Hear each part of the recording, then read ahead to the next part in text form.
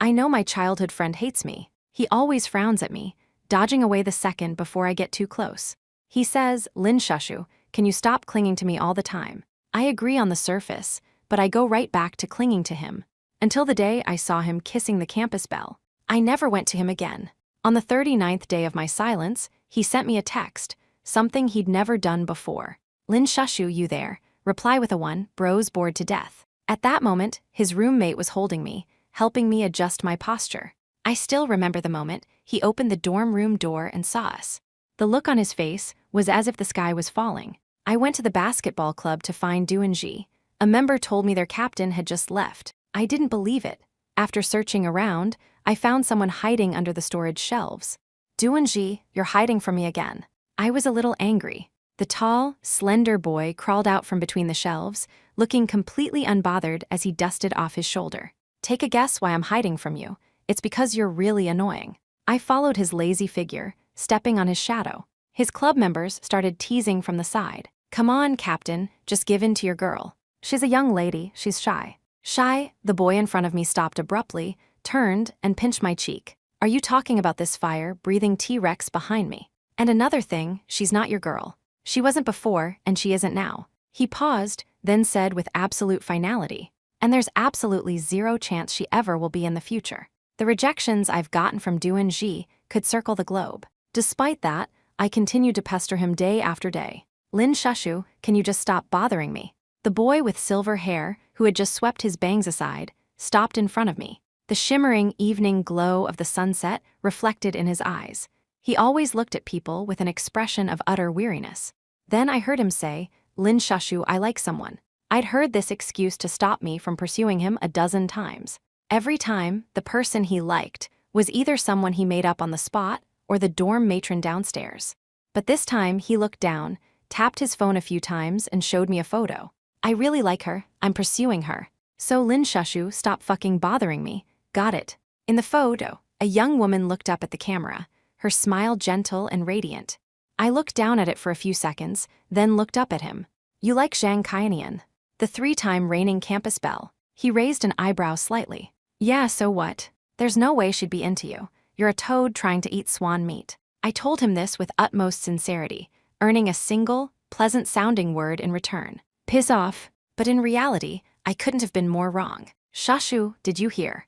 Everyone in the department is saying your Duanji is about to get together with the campus belle. My roommate started gossiping the moment I walked into our dorm room. The campus belle posted on her moments, and it included a painting Duanji did a while ago.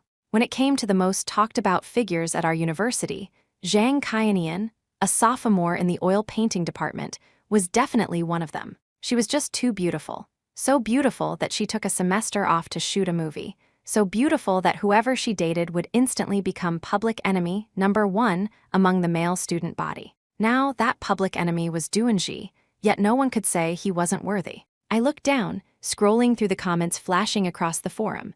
Oh, it's brother Duan, never mind then. Duan the dog stole my goddess. Which dorm is he in? Any bros up for a real-life beatdown? Hey, I remember there was some girl who was always chasing Duanji, right? Oh, her, just a clown. Desperately sucking up to him, but does brother Duan even give her the time of day? So pathetic. I blinked, taking in all the unrestrained cruelty and mockery from the boys in the comment section. I closed the forum and let out a long breath. Looking out the window, I saw it was overcast with dark clouds. The weather was awful, and so was my mood. Usually when I'm upset, I play games to vent. I'd only downloaded the game to chase after Duanji, but after playing so much, I'd unexpectedly grown to like it myself. I went online, checked my friends list first. Duanji was on. I invited him out of habit, though the number of times he'd actually accepted my invitations could be counted on one hand. But unexpectedly, this time he actually accepted. My mood shifted slightly. Seeing his character portrait pop up, my eyes still stung a little. Even though he was always casting me aside, I always hoped he would spare me just one more glance. But he was different today. He didn't turn on his mic to mock me. He just focused on playing, and we pulled off a few beautiful coordinated plays. After 3 matches, I typed in the chat box, "This isn't you, is it?" A brief pause. A sound came through my headset, mixed with a little static. It was a light, pleasant male voice. I knew instantly it wasn't Duanji. He would never sound like that. his tone lilting, with a hint of playful curiosity directed at me. How'd you figure it out? He never gives me any loot when we play.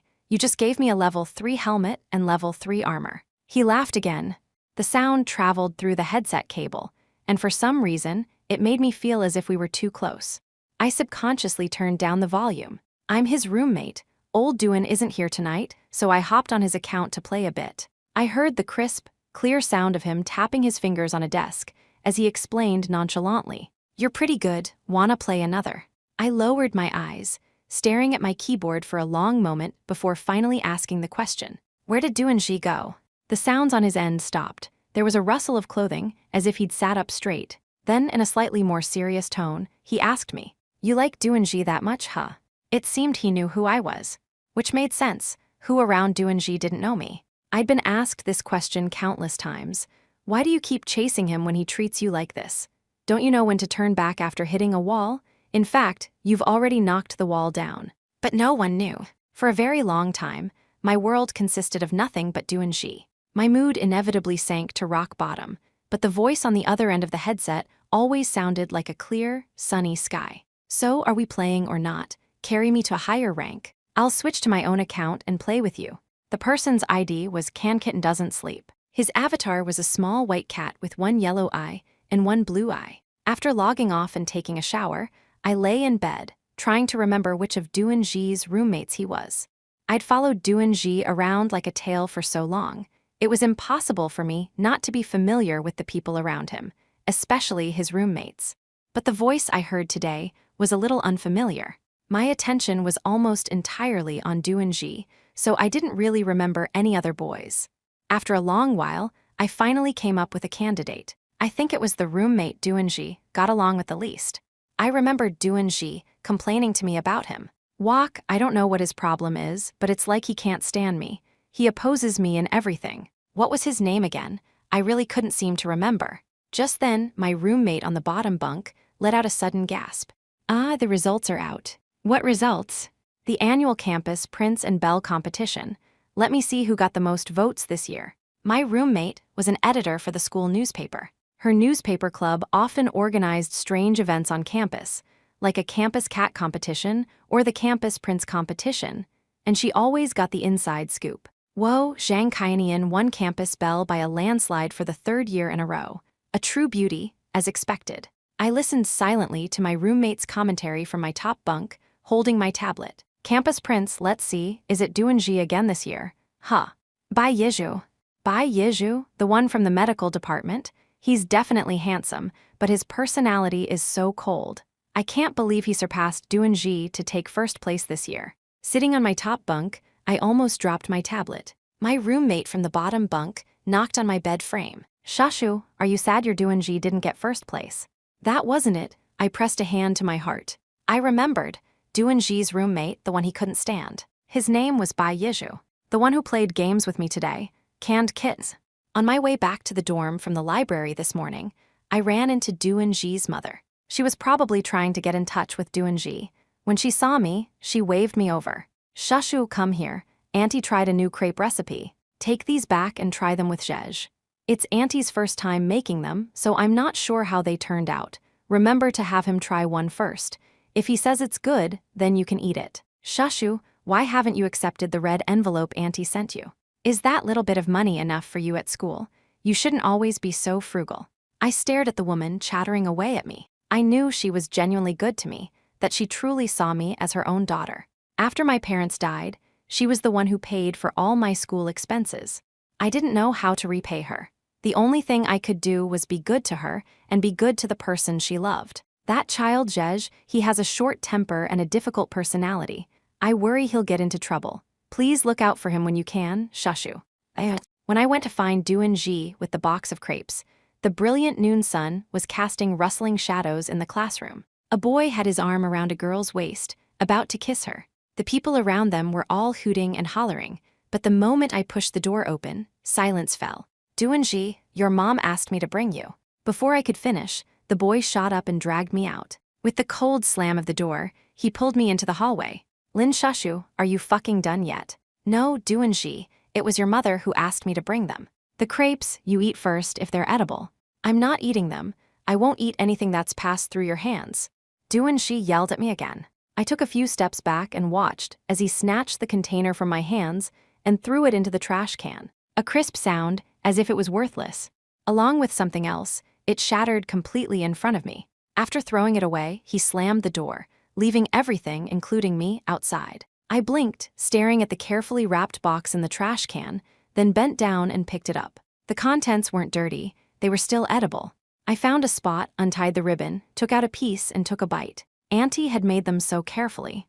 Strawberry flavored, sweet, but I didn't understand why it tasted the way it did. As I ate, tears streamed down my face, falling with a soft plop into the box. Before I was 9, when my parents were alive, my world was full of color. I still remember the afternoon of the second day, after we moved into our new house. The new house was one we'd built ourselves. It was a bit far from the market, but it had a small yard with my father's favorite flowers and Ah Huang, my dog who was growing up with me. Mom said that from now on, we had our own home. It was like any other cozy, normal day. I was pestering Dad to take me to the KFC in town. Mom came out of the kitchen with a fruit platter, smiling as she watched Dad and me bicker. And everything came to an abrupt halt with the sound of shattering glass. Ah Huang's head was smashed against the ground, blood splattering everywhere. Amidst my mother's screams, 3 young men brazenly climbed through our window. My father immediately pulled a panicked me behind him and asked who they were. Mom tried to sneak toward the phone, but was violently grabbed by one of them, who twisted her arms behind her back. A man with a tattooed right arm held a pair of gleaming scissors to my mother's throat. "You, the man, get all the valuables in the house." He pointed the scissors at my father. At that time, I didn't know what robbers were. I didn't know what terrible things that group of men was capable of. I just knew they were terrifying, more terrifying than the worst villains in any story. I couldn't stop crying, and my dad gently patted my head. His steady voice came from above me, but the trembling at the end of his words betrayed a panic he couldn't hide. "Okay, I'll go to the room and get them for you. You all just calm down." One of the robbers followed my father into the room. I cried, clutching the teddy bear Dad had won for me at a claw machine for my last birthday. Mom was restrained in another robber's arms. I heard that robber say to another one, "Shit, this broad is getting me hard just by rubbing against me. Boss, later can we?" The robber called Boss shot him a look. "We're on the run for our lives." "Boss, I know we're not gonna make it. I heard the cops have assigned more men. It's a cross-province manhunt. There's no way we can escape. Boss, before I die, I just want to have some fun." As he spoke, the man holding my mom actually started to tremble. Then he started tearing at my mom's clothes. I was frozen in fear, not understanding why he was doing that. My mom struggled violently, screaming, "My child is watching. What are you doing?" Just then, my dad came out with the money. My dad, usually such a gentle, good-natured man, found strength from somewhere, pushed aside the robber holding him, and charged forward. Then the one called Boss grabbed him by the neck, and a knife plunged straight into his stomach. In that single instant, amidst my mother's piercing scream, the white blade went in and came out red. I watched as a bloody hole appeared in my father's stomach. The man even twisted the knife inside. I heard him say, "Yeah, we're not getting away." He walked toward me. I heard my mom screaming for me to run. I wanted to, but I was easily lifted up. Then I heard my mom screaming, struggling with all her might. "Don't touch her, don't touch my daughter. I'm begging you, don't touch her, I'll do anything, just don't touch her." The robber didn't answer, just pressed the tip of the knife against my neck. The cold sensation shot through my nerves. I suddenly realized there was nothing I could do. I wanted to move, but I couldn't move at all. I didn't understand why. Fear had consumed me, turning me into a numb doll. Then, from a distance, I thought I heard the robber holding my mom whisper something in her ear. My mom looked at me. She slowly knelt down between the robber's legs. As a child, I didn't know what she was doing, nor did I understand why my father, lying in a growing pool of his own blood, never got up again. I didn't understand why the other men then pushed my mother down, or why she was screaming. But I knew, somehow, that my mother was in terrible pain, so I was heartbroken. I cried, and the man would hit me, which made my mom scream even more fiercely. I watched them hurt my mother, until my voice was too hoarse to cry. Until my mother, who had been screaming my name, suddenly fell silent. The world fell silent. In a haze of gray, I heard the robbers talking. "Shit, why'd she stop moving? Check if she's still breathing. She's gone, dead. You were too fucking rough, look. There's blood everywhere. So fucking dirty." I just stood there, listening to them, until their gazes fell on me. The silent blood formed a ghastly black and white picture. In that moment, with my nerves screaming, it was as if someone had forced my head down and made me understand what had happened. What about this kid? What do we do with her? Kill her? Let me do it, hee boss. Fuck, you're not gonna, with a little girl. I didn't understand what they were saying. I was just dragged into the room by the wrist by the man with the lecherous smile. He put me on the bed. I didn't move. He closed the door and began to unbutton my clothes, one by one. I looked down at him, watching as his head bent down to kiss my collarbone. My world was falling apart. The cawing of the crows outside tore at my heart. Images of my parents' deaths flashed in my mind.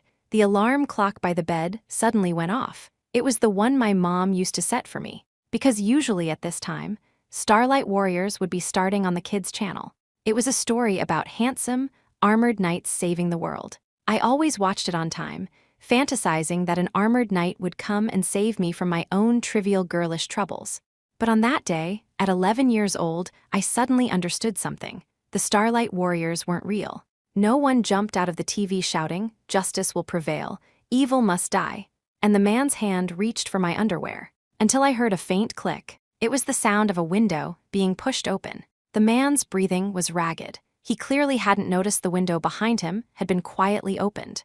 But I was facing the window. I saw it clearly. I remembered him. He was the kid from the neighboring house, not exactly close, whom I had just met yesterday. His name was Duanji. We had made plans to play together today. He wasn't really my Starlight Warrior. He wasn't an adult. He wasn't calm. He was reckless, impulsive, and full of rage. But he struggled to lift the brick in his hands and brought it down on the head of the man on top of me. Scum, beast, piece of shit. Those seemed to be the filthiest words a child could know. He said them as he kept hitting, until there was a noise outside the door. I flinched in fear. He dropped the brick and grabbed my wrist. "Run," I heard him say. A single, quiet word. The boundless, bleak sunset and the color of blood converged in his eyes. I stared into them. He pulled me along as we ran. It was the cruelest sun I had ever seen. We ran for a long, long time, past endless fields of wheat, across the vast horizon, under a half-sun that burned like embers. Eventually, he led me to his house. When the adults found out, they immediately called the police. The police arrived swiftly. The robbers who had broken into my house were fugitives wanted for dozens of murders. The police officer came and told me my mom and dad had passed away. I was sitting on the windowsill in Duanji's house. He sat beside me. Our hands, which we had clasped when we ran from my house, had not let go. At that time, I could only passively accept one piece of bad news after another. You have no home anymore. You have no mom and dad. The floor is covered in blood. Can you even go back? But the palm of Duanji's hand was warm, so I clung to him desperately. From then until now, it's always been like this. I wanted to hold on, to clutch the only sun that had led me away from the darkness. I was like a dog that had accidentally imprinted on its owner, never considering whether he needed it, whether he cared how I desperately tugged at his pant leg with my teeth. "What are you crying for?" My thoughts were pulled back by a clear male voice. The shifting light and shadows made my eyes ache. I blinked. In my blurry vision, a pale white figure stood before me, a white coat from the medical school. As he got closer, I could smell the faint scent of disinfectant. Amidst the scattered light and shadows, it was the first time I had properly met Bai Yiju's gaze.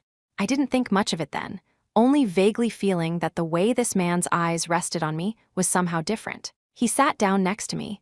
I was struggling to remember his name. The phone in my pocket rang. "Lin Shushu, those crepes from this afternoon. Bring them to me." It was Duanji's voice. "I'm over by the basketball court." When I didn't answer for a long time, his voice became tinged with impatience. "Lin Shushu, say something." Duanji was always like this with me. After all, the second he got impatient, I would usually come running. I looked down, but "Didn't you throw them away? You picked them back up, didn't you? I saw you." So he had seen the whole embarrassing scene of me bending over to pick up the thing he'd thrown away. But I didn't know what to say, but I get hurt too. Every time he trampled on it, it was my genuine affection. The phone was taken from my hand by the person beside me. As he took it, my pinky brushed against his index finger, startling me. The light touch made my heart flutter inexplicably. "Duanji, I ate all the crepes. There are none left for you, got it?" I didn't expect him to speak up for me, let alone lie like that. The boy's voice on the phone was tinged with coldness. I only then realized he spoke to me differently than he did to others. But the next second, Duanji on the other end of the line exploded like a lit fuse. Lin Shushu, don't tell me you're with Bai Yizhu. Don't you know that asshole Bai Yizhu and I don't get along? Whose fucking side are you on? His yelling made me pull the phone away from my ear. Before I could say anything, the person next to me had already hung up. 5 minutes later, Duanji sent me a text. Lin Shushu, fine, you've got guts. Now, it seemed there was no way I could clear my name. But the person beside me seemed very pleased. He twirled the phone in his hand before returning it to me. The moment he handed it back, our fingertips brushed again. I don't know why my heart wavered in that instant. My brain just froze. I looked at the person in front of me, unable to say a word. Much later, I would understand that it was the first time such a feeling had sprouted within me. It was called I. He raised an eyebrow, looking at me intently. But please, can you not look at me so intently? I shot to my feet, grabbed my bag, and started to walk away, trying to correct my nervous, uncoordinated gait while fumbling for words. I have a class soon, I have to go. I fled the scene. When I finally sat down in the classroom, I felt like I had embarrassed myself completely. During class, I didn't hear a single word the professor said. I lay my head on the desk and searched online with my phone. Why does my face get hot and my heart race when I touch his hand? What to do when I feel flustered when he stares at me? How to solve the problem of not daring to meet his eyes? Beneath a pile of search results, a top answer with 10,000 likes read, "My dear girl, you're in love." I surrendered. I shut off my phone screen and buried my face on the desk, but damn it, his face appeared in my mind the moment I closed my eyes. My phone vibrated. It was his name. In an instant, my heart was racing, as if pulled by the force of 10,000 horses. Lin Shushu, do you like the potato noodle soup from stall number 11 in the cafeteria? How was I supposed to answer that? I couldn't say no, in case he wanted to ask me to eat with him. But if I said yes, would I seem like I had no opinion of my own? My finger hovered over the input box for 5 minutes. In a final moment of daze, I sent the unsent, "I like it." He replied instantly. What a coincidence, I like it too. And then's nothing. The professor was lecturing passionately at the front of the room, while my mind, staring at my phone screen, had wandered a million miles away. Why had he stopped talking? Did he just want to discuss whether the cafeteria's potato noodle soup was good? Should I take this opportunity to ask him to eat? But that would make it seem like I really liked him. Just as I was staring blankly at the input box, I suddenly heard soft breathing beside me. So, want to get some potato noodle soup together tonight? I turned my head, and a handsome face came into view. I was completely flustered. When had he slipped in through the back door and got next to me? The boy beside me rested his chin on his hand, smiling at me. He reached out, took the pen from my hand, and poked my cheek. Pay attention to the lecture. Don't just stare at your phone. After a moment, his cool voice, now tinged with a smile, sounded in my ear. Ignoring my message on purpose. Playing hard to get. The evening glow filtered through the classroom window. I buried my face in my arms, wondering how long my burning cheeks had been on display. The cafeteria was bustling with people during mealtime. Through the steam rising from my potato noodle soup, I secretly glanced at the person across from me. Until our eyes met, his crinkled in a smile, and I quickly turned away again. Lin Shushu. He said my name, his enunciation perfectly clear. Have you ever considered studying abroad? I didn't expect him to suddenly ask about this. I'm on the student council. I've seen the list of candidates for the study abroad program. I know your advisor invited you a few times, but you always refused. The person in front of me looked down, stirring the noodles in his bowl. His expression was nonchalant, as were his words. Until I heard a soft laugh. For some reason, it sounded almost self-deprecating. Why, can't bear to leave Duanji. It seemed like everything about me somehow circled back to Duanji. Duanji was maybe part of the reason, but more importantly, I stirred my potato noodle soup and spoke, a little embarrassed. I don't have the monies. It was already a huge imposition to have Duanji's mother pay my tuition. Besides, the cost of studying abroad was several times what it is now. The only thing I wanted to do was graduate, find a job, and save money to repay her. So when my advisor approached me, I refused without a second thought. I knew it was an opportunity several students in my department were fighting for, and it was a shame to give it up. But for me, making a selfish choice has always been a luxury. But for some reason, the story of me refusing my advisor's offer. Because I didn't have money somehow morphed into me giving up the chance to study abroad, because I wanted to stay by Doenji's side. It only reinforced my image as Doenji's super ultimate mega sycophant. Before, I didn't really care what they thought about me and Doenji, but now, I was a little afraid the person across from me would misunderstand. How strange. Why did my thoughts become so awkward whenever I was in front of him? If it's about money. While I was lost in thought, the person across from me seemed to have finished his potato noodle soup. He smiled, looking at me nonchalantly. How about I give it to you? The cost of studying abroad was no small sum. It was like I was walking down the street and someone suddenly jumped out and said, "Hey, little lady, how about I give you 50,000 yuan? And honestly, besides our interactions in the game, Bye, Yizhu, thank you for the kind offer. And while I really do want your money, but the cost of studying abroad is too high. We've only known each other for a few days, it's impossible." Just then, I heard the person across from me let out a faint, almost inaudible laugh. He sat in his chair, head tilted back to look at me, just staring quietly, and I couldn't tell what he was smiling about. Only known each other for a few days, huh? I heard him say. I didn't catch the rest of his words, but he had already stood up and raised his hand, as if to pat my head, before letting it drop. Never mind, Lin Shushu. His voice was very low, and with the noisy backdrop of the cafeteria, it was hard to even hear clearly. If it means you'll get away from him, I'd be happy to pay for it. In the evening, Doenji's mother gave me a call. Shushu, you've had a high GPA for 3 years straight. Why didn't you tell Auntie about something so worthy of pride? Being able to study abroad is a good thing.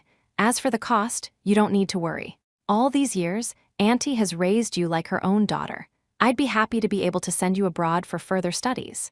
The woman's voice on the other end was gentle and kind, chattering on, the conversation drifting to everyday matters. I stared at the setting sun arcing across the window as the deep blue twilight gradually enveloped the night sky. I tightened my grip on the phone, bit by bit. Auntie, there was so much I wanted to say to her, but the words got stuck on the tip of my tongue. In the end, I stammered out something ambiguous. Thank you. I will definitely repay you. The woman on the other end let out a few soft laughs, saying there was no need to be so formal with Auntie, that she had some savings set aside just for me. Looking back on this many years later, I realized that many life-altering outcomes are built up from the accumulation of small things. At the time, I couldn't think that far ahead. I just moved forward, lost and helpless, while suppressing the budding hope in my heart. On the evening of the day the sun sank into the world's reflection, I went to my advisor's office and submitted my application for the study abroad program. I also told a few close friends about my plans to go abroad. Most of them were supportive. Shushu, you've finally seen the light. At a barbecue stall that night, my roommate put her arm around my shoulders. Doenji isn't worth it at all, right? He's just a little handsome, that's all. I don't get why you chased him for so long. This is so much better for you, having a bright future ahead. After paying the bill, I helped my unconscious roommate back to the dorm. As I took out my keys to open the door, a keychain charm fell out and dangled in the night air. It was a slightly grimy, plush dinosaur, looking up at me pitifully in the shimmering moonlight. Of course it was grimy. I tugged its tail. After all, I was only 10 years old when it was given to me. I think the only not-so-bad side effect of my parents' death when I was 9 was that I could no longer cry at even the most tear-jerking movies, because I felt that none of their protagonists had it as bad as I did. My parents had apparently eloped, completely cutting ties with their relatives. This meant that after they passed away, I had no other relatives in the world. Where I would end up became a difficult problem, though in reality, it wasn't that difficult. In a case with such huge implications, one homeless little girl wasn't that important. I was pushed around, clutching my parents' urns, with nowhere to even sleep. My home was sealed with yellow tape, like a distant, isolated building. I didn't understand anything and didn't dare ask any adults. Until a warm hand touched my forehead. You poor child, your name is Lin Shushu, isn't it? Would you like to come live with us? It was Doenji's mother. She was an elementary school teacher in our small town. I had a natural aversion to adults, so the moment she touched me, my first reaction was to shrink back. Then, out of the corner of my eye, I saw the child behind her. Doenji. According to his mother, Doenji was at that age where even dogs found him annoying. But even this Doenji, who wouldn't even look at me, was the only light in my dark world. So I went to live at Doonji's house. For a long time, only by following him, watching him, and holding his hand could I stop feeling scared and terrified. But at that age, in your early teens, understanding of relationships with the opposite sex is just beginning to dawn. Any sort of association with the opposite sex would be met with ridicule from other kids. So, whenever I went to find Doonji, his friends would laugh at him mockingly. "Yo, Doonji, your little wifey is here for you. Doonji, why aren't you holding your wife's hand? Get together, get together, get together." Amidst the escalating jeers, Doonji would violently shake off my hand when I tried to hold his. "Can you stop following me? You're so annoying, don't you know that?" Doonji said things like that to me for over a decade. But I was scared. It was an almost physiological fear that drove me toward the only light that had ever saved me. The blood pouring from my father's stomach, the look in my mother's eyes before she stopped breathing. Nightmares plagued me whenever I closed my eyes, and only by being near Doonji could I hope to borrow the warmth of my only son and slowly calm down. One night, I was too scared to sleep, feeling as if I were about to be swallowed by thick, dark shadows. I secretly slipped into Doonji's room. I climbed into his bed and curled up beside him, as if that would keep the shadows from chasing me, as if the man from my dreams would stop tearing at my clothes. Because Doonji would leap up from behind me and knock him out with a brick. But Doonji, who woke up thirsty in the middle of the night, discovered me. In the pale moonlight, I saw him staring at me with something close to terror. Doonji was 13 then, and I was 11. I looked at him, confused, not understanding why there was a bulge under the sheets covering his lower body. Then Doonji kicked me out of his bed. "Get out." He said it to me in a rough, harsh voice. I was used to him pushing me away, but that night I was truly terrified, and I clung to his arm, until my tears hit the floor. What are you crying for?" He was completely clueless, pushing me toward the door. I gripped the doorframe tightly. I'm scared. I was scared of the dark, scared someone would sneak into my room, scared that the knife would be plunged into my stomach. And the only one who could save me was Doonji. I heard him sigh. Then he crouched down and rummaged through a pile of junk by his desk, finally pulling out a dirty dinosaur, still in its plastic wrapper. It seemed to be a free toy from some snack pack his mom had bought. "Here." He tossed the dinosaur into my arms irritably. "It's me. If you're scared, just hold it." Then he gifted me with the sound of a door slamming shut. Doonji never knew that I slept in front of his door all night, hugging the dinosaur he gave me. I've washed this charm countless times, and I've used it ever since. After getting my drunk roommate settled in, I sat alone at my desk, fiddling with the dinosaur charm. The grinning dinosaur was different from Doonji. Doonji never smiled at me. I opened my phone. My chat history with Doonji was still on the message he'd sent me that morning, after I hung up on him. "You've got guts." This seemed to be the first time a conversation between us hadn't ended with me having the last word. I swiped my finger across the phone screen and gave him a call. I hadn't thought through what I wanted to say. Maybe I wanted to tell him I'd accepted my professor's study abroad offer. Maybe I wanted to tell him that I thought it was time for me to let go, to learn to leave him. But in truth, I never got the chance to speak. He hung up on me, without a moment's hesitation. I stared at the screen for a long time, then put my phone away. When I looked up, the faint light of dawn was already filtering through the windowsill. I thought, it's time for me to light my own lamp and run forward by myself. I don't need the sun. My schedule after that was filled with language studies and taking the required preparatory courses arranged by my professor. The days suddenly became hectic, the sunset stretched thin, while I was getting dizzy from German's masculine, feminine, and neuter genders. Bai Yizhu was always there to suffer through the torture with me. I hadn't sought out Doonji in a long time. Sometimes, passing by the basketball club felt surreal.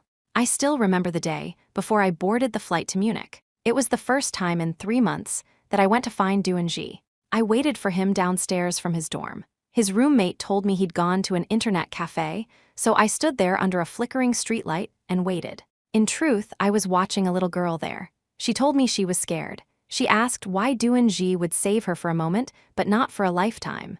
Around the time the eastern sky began to break, showing a fish belly white, Doonji and a few of his roommates returned, walking along the line between dawn and dusk. "Hey, isn't that your little childhood sweetheart?" I heard one of his roommates say in a teasing voice. "That's our brother doing for you. We all thought she'd given up on you. How did you know she'd definitely come back for you? The boy, wearing flip-flops, his hair slightly messy but still impossibly handsome, walked up to me. He asked me nonchalantly, "What do you want?" Of course he wasn't surprised. I always came back to him. I took the little dinosaur, washed so many times it was starting to fade, out of my bag. I took a step back and told him solemnly, "Duanji, goodbye." The faint light of dawn fell on his light-colored eyes. His confused expression clearly said, "Are you crazy?" Hi. He didn't understand what I was doing, but I had already done what I came to do. I waved at him, turned, and left. Any later and I'd miss my flight. I had returned the little dinosaur to him, the little dinosaur that represented him. So I didn't need him anymore. From now on, the blood-soaked nightmares, the abyss of memories, I would face them all on my own. That plane was the first flight of the morning. Bai Yizhu said this meant my life, along with the roaring engines, was heading toward a new destination. 10:36 a.m. Duanji. You went to Germany. 10:37 a.m. Duanji. When did this happen? Why didn't I know? 10:42 a.m. Duanji. Call not answered. 10:57 a.m. Duanji. Call me back when you land. 7:00 p.m. Duanji. 7:07 p.m. Duanji. Does WeChat not work over there? 8:01 p.m. Duanji. Lin Shushu. 8:21 p.m. Duanji. Will you die if you use WeChat? 10:23 p.m. Lin Shushu.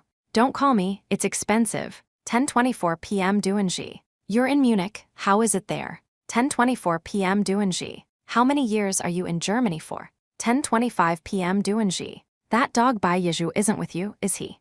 10:45 p.m. Duanji. Hello. 11:00 p.m. Duanji. 1:15 a.m. Duanji. You asleep? 1:23 a.m. Duanji. Do WeChat messages take longer to get overseas? 3:30 p.m. Lin Shushu. No, I saw them. 3:31 p.m. Duanji. If you saw them, why didn't you reply? Why did you go to Germany without a word? When are you coming back? 4:55 p.m. Duanji. Seriously, where are you? 8:56 p.m. Duanji. The other party has declined the call. 8:56 p.m. Duanji. Lin Shushu, you hung up on me. Nice one. Next day 7:02 a.m. Duanji. Are you adjusting to life in Germany? 8:30 a.m. Duanji. Breakfast. What are you eating? 9:45 a.m. Duanji. Lin Shushu, will it kill you to reply? 9:48 a.m. Duanji. 1:30 p.m. Duanji. 2:30 p.m. Duanji. 3:29 p.m. Duanji. 8:37 p.m. Duanji.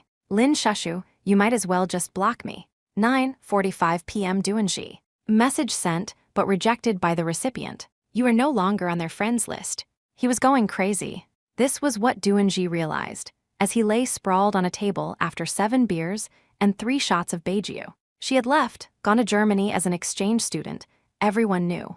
But he was the only one who didn't. Only him. He couldn't figure out what was happening to him, couldn't understand the source of the panic and struggle in his heart. In the end, the option of Lin Shushu leaving him had never existed in his world. The first time he saw Lin Shushu was when he was 11. He was at that fearless age. And at the time, he had just finished 3 levels of his morality and law class. His head was filled with ideas of justice, and that evil must be vanquished, which is why he had charged in with a brick when he saw the horrific scene at Lin Shushu's house that day. Was he scared? Of course he was. Did he know the consequences? He didn't. But that simple, thoughtless, hot-headed act became a divine miracle that the little girl believed in for over a decade. What were his true feelings for Lin Shushu? Before she left, he would have answered without hesitation, annoyance. But she was gone, and now, lying here dead drunk, he had to reconsider the question. Maybe he liked her a little. Maybe he wanted to marry her. The bride in his dreams, wearing a wedding dress, always had her face. But his friends were always saying, Duanji, how can you fall for your sycophant? Duanji, you're not actually going to get with her, are you? It had been like that since they were kids. It seemed like being with her was something shameful, something that would make him lose face. So he always acted impatient with her. It made him look cool, handsome. Did he like the campus belle? Not really. But she was popular, and being with her would give a guy a lot of face. He thought his girlfriend should be someone like that. To put it another way, he thought he had Lin Shushu firmly in his grasp. No matter how he acted out, no matter how he tormented her, she would always be there waiting for him. She had waited for him for over a decade, and he took it for granted that she would wait forever. But she just left. Why? He squinted. He felt there must have been a trigger. Fueled by the alcohol, he opened his phone and started calling her again, tirelessly, just like she used to pester him.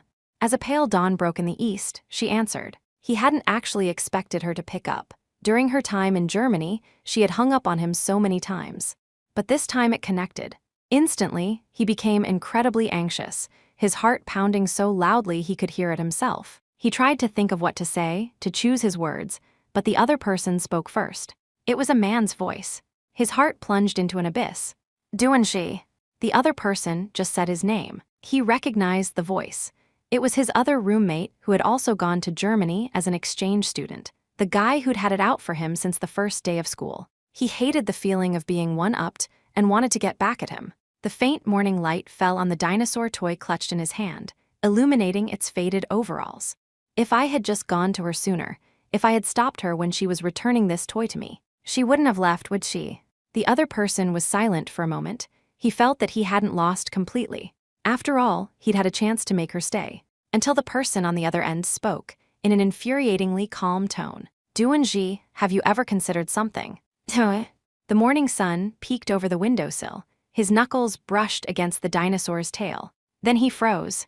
She was never in love with you at all. Extra, the boy and his story. The year he was 13, Bai Yizhu met Lin Shushu for the first time. It was truly a memorable day, because no one knew that the 20-year-old Bai Yizhu, surrounded by accolades, the top student in the medical school, the teacher's favorite, had once been the most notorious delinquent in the district, the most rebellious punk, and the most profligate rich young master. His father was a famous local entrepreneur who'd had him late in life, and his grandparents doted on him to death. So there was almost nothing Bai Yizhu wanted that he couldn't get. Like any rebellious teenager growing up in such an environment, he spent his days idling, causing all sorts of trouble, until he started bullying an unremarkable boy from the class next door. The boy really had nothing special about him.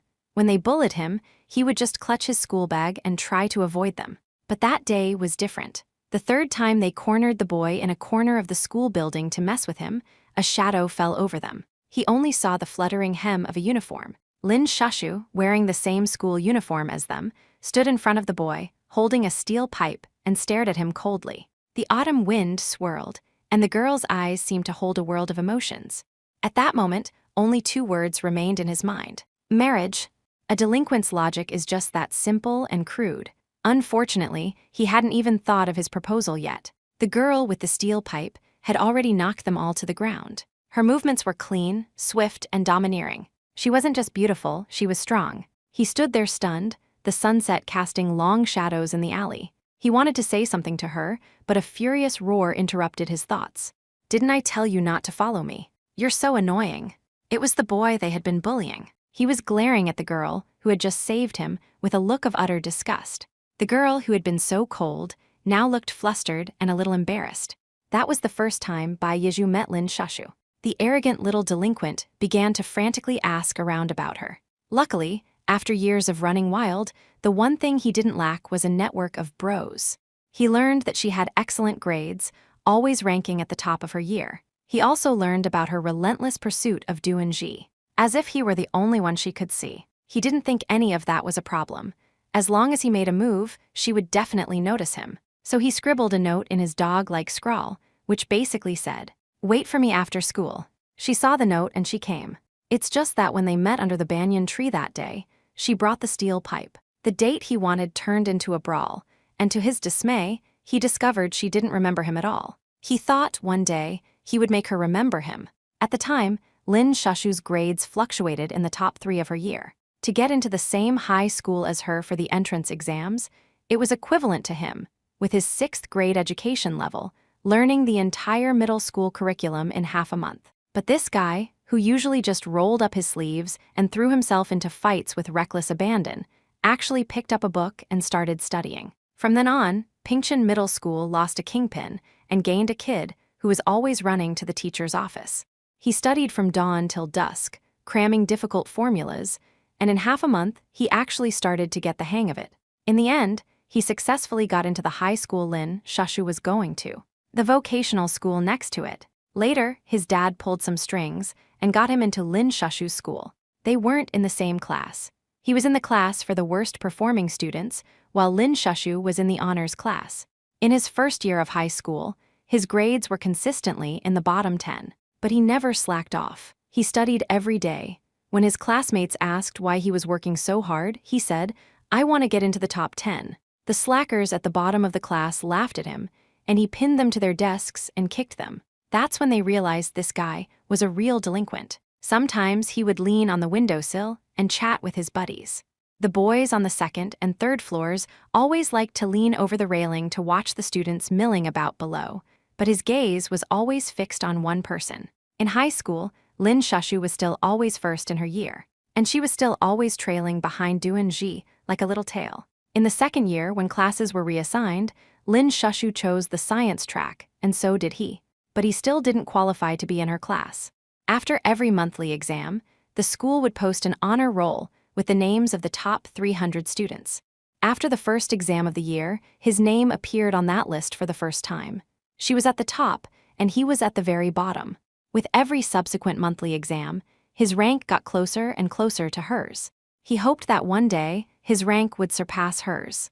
People always remember those who defeat them, just like he did at 13. He thought it would be a long process, but it wasn't.